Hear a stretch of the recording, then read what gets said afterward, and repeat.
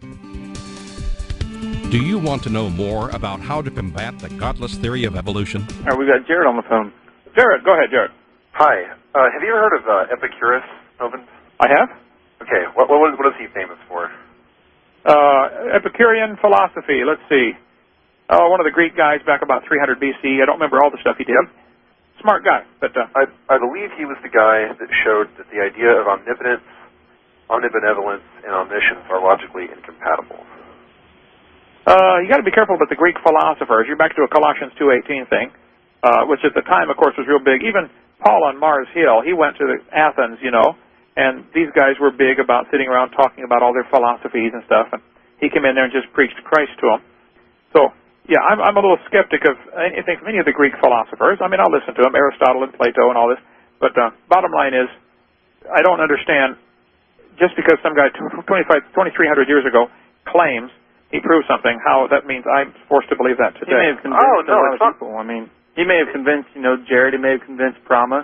That doesn't mean that he's proved that it's logically incompatible. It's just, with them, I guess that'd be kind of arguing from incredulity.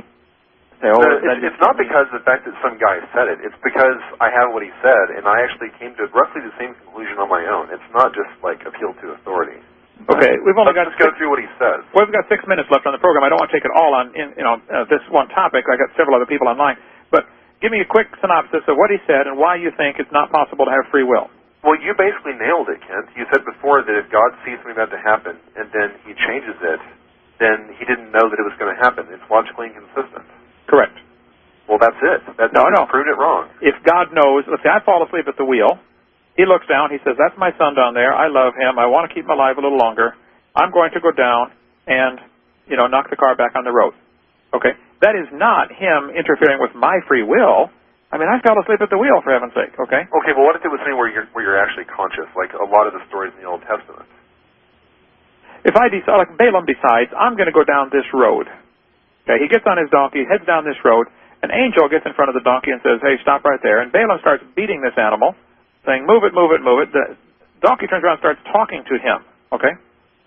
Here's an example where Balaam had complete free will. He could decide to disobey God, which is what he was doing. God sends an angel down to get the guy's attention. Okay, God did not change Balaam's free will.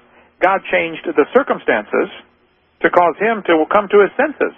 Mm-hmm.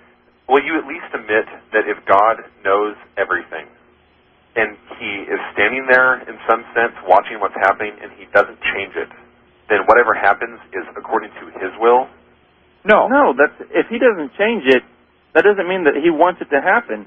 I mean, if he changes it, he's taken away your free will. I think that he's made bridges, you know, made alternatives, like he's sitting here watching everybody sinning. He knows that they're going to go to hell, so instead of just taking us all out and saving us, he makes a way for us. He had Christ come down here and die for us. The fact that he doesn't intervene is proof of our free will. Are you claiming that all the stories in the Old Testament, like that none of those stories violate human free will? I can't think of any that do. How about Pharaoh's heart being hardened? Well, God knew that Pharaoh's heart would be hardened. It says God hardened his heart, Ken. Well, that's like the sun shining on a lump of clay, hardening it. I know if I stick clay out in the sun, it's going to harden into pottery. I also know, but if I stick a lump of butter out in the sun, it's going to soften it. The same What does sun, that have to do with anything? Well, the same sun will soften one and harden the other. God knew Pharaoh's personality, and God knew, hey, if I slap this guy around 10 times and send 10 plagues, he's still not going to get the message. He's just hard-headed. Well, let's see. Hey, Jared, can you intimidate me real quick? Intimidate you? Yeah, intimidate me. I'm going to kick your butt, Jonathan. Now, am I intimidated?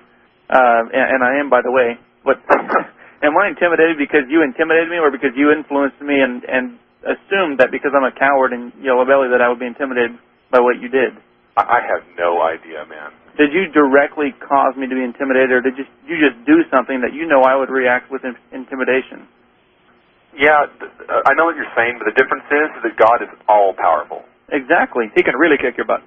Yeah, he can burn your butt if you don't be careful, but still, all-powerful does not mean, that's like saying this car can go 120, therefore it's always going 120.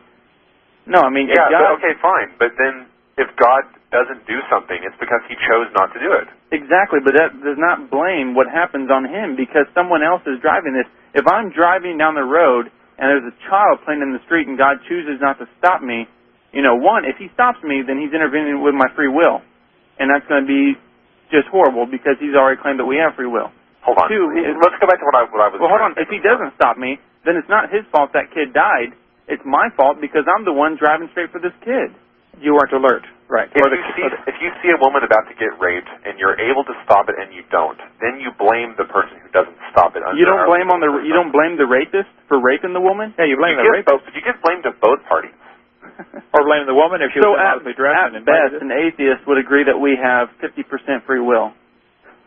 Do you see what I'm trying to say? God is an observer in everything, according to you. So it's like he is the guy watching the rapist in every instance. Mm-hmm. And if he doesn't change it, then he is a partner in that action every single time. No, God gave a rule book a long time ago that said to society, if someone does this, then you execute them. Our society is not obeying God's rules, and so we are reaping the natural